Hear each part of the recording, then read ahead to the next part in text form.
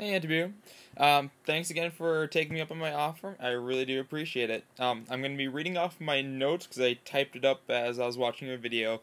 So bear with me if it's a little bit choppy. I'm going to try and hit everything. So here we go. Now in your video, first thing you started with is talking about my video about why evil exists. And giving the example of how we're being punished through death or whatnot for the sins of Adam, and if sin itself is genealogical, that the sins of the father are the consequence of that are put onto the son, or at least the payments or whatnot. So this is kind of a two-part answer to that one. First off, in terms of genealogy, and that. Now, actually, let's switch it up to the other one. Okay, let's go to the first part.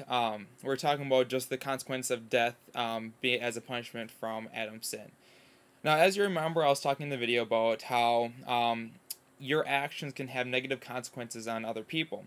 For instance, if I just decide to go up to and stab someone, my sinful behavior definitely has a very bad effect on the person, even though they didn't do anything.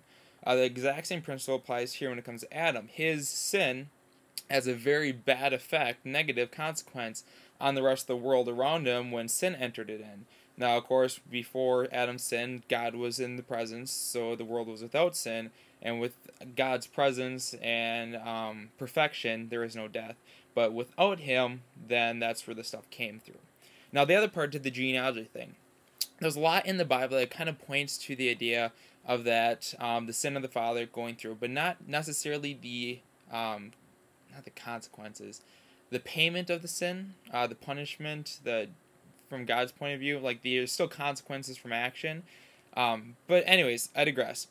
Basically, how it goes is not exactly the punishment of the sin, but the sin nature passed through from the father, which means that in your example, the bank robbery, the needing to pay back wouldn't be passed on to the son, but just the general sin nature that would pull him towards disobeying God is still going to be evident, and that's what passed through. So because of Adam, we inherited that sin nature, so we naturally have a tendency to disobey God, which is a bad thing.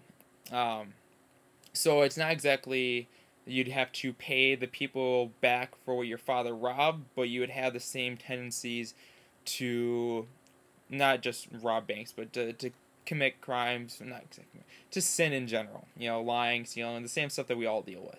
So that's also why kind of Jesus, because he did not have a earthly father, he was, from God, he didn't inherit any sin nature because there was no father to inherit from. As well, and just some verses that kind of mention that a little bit. I might need to make this a two-parter. I'm kind of babbling a little bit. Apologies. It's talking about Romans 5:12. That just as through one man sin entered the world, and death through sin, so death spreads to all men because all sinned. So again, the same idea that just through one man who sinned, sin entered the world, and death entered with it. And because of that, and that all sin, death is there. So I hope that kind of answers your first one.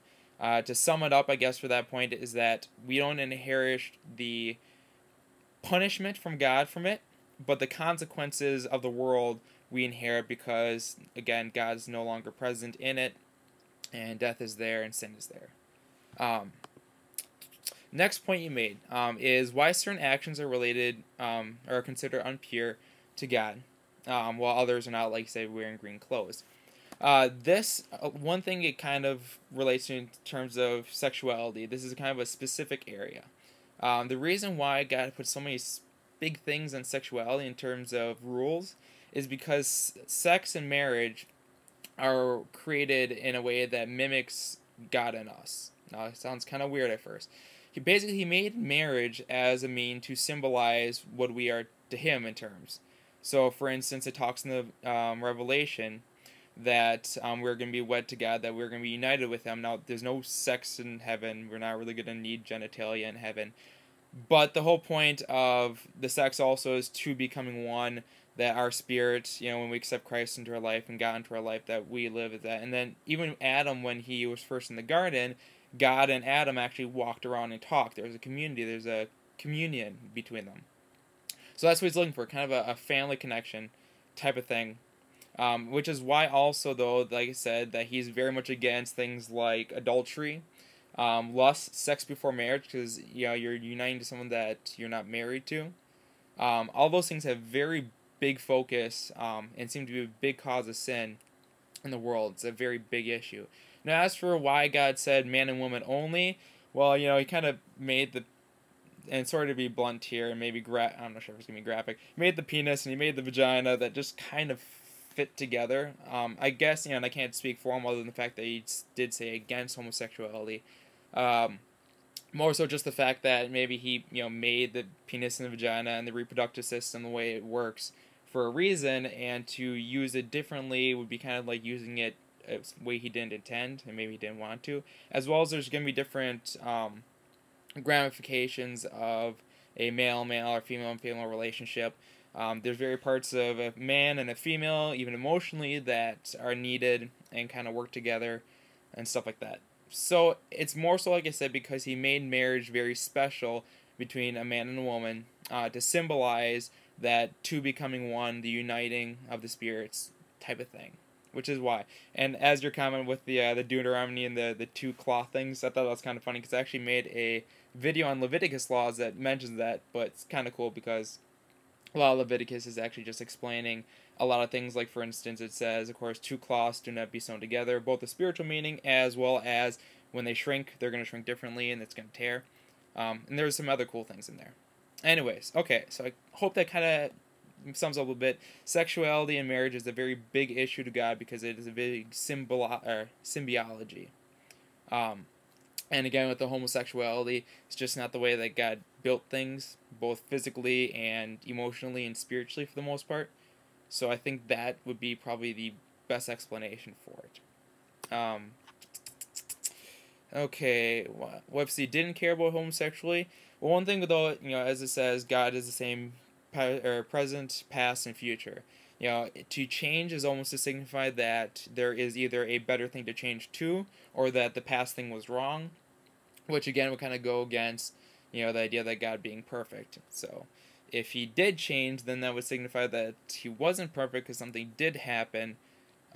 So I doubt he's going to change on that issue, just because of that. And plus, he kind of knows the future and stuff. So, he kind of knows everything beforehand. Going into the next one I found was a very interesting question. Oh, sorry. Oh, I've not finished with this one. Masturbation. You mentioned in there what it looks like it. It doesn't mention masturbation a whole lot. However, as the book Every Young Man's Battle puts it, if it quacks like a duck, if it looks like a duck, it probably is a duck. In terms of that it's lustful activity that promotes lustful activity. So usually probably wouldn't be recommended for it, especially since it says like 6-7 times in the Bible to flee from sexual temptation because it's such a strong thing. Defects, hurt experience. As for going into the physical, as we're going into next, talking about people who are born different. I read the article that you showed the little side panel swipe through in the video, and the very different things in it. Now, I'm not a total expert, so forgive me. These are just kind of my thoughts. In terms of, I really don't think there's a gay gene. Now, I know there's a lot of stuff in the brain, though, that can affect things, especially hormones, the pituitary gland, stuff like that. Physical defects, I'm not trying to insult anyone, so don't jump on me for anything. But different changes in the body, whether they're meant to be like that or not, are going to be part of an imperfect world that happens. As well as, just even today, we're exposed to a lot of chemicals, a lot of pseudo-estrogens in the environment, and that all circulates from the mother into the baby. So I'm not positive what all affects, but I do know that things do happen and physiological things do occur that may make it a lot harder. I myself struggle with some things that push me away from God that I really wish I never had. I'm going to stop and go to the part 2 because I can't really make short videos. So I'll be right back. Watch part 2. Yes.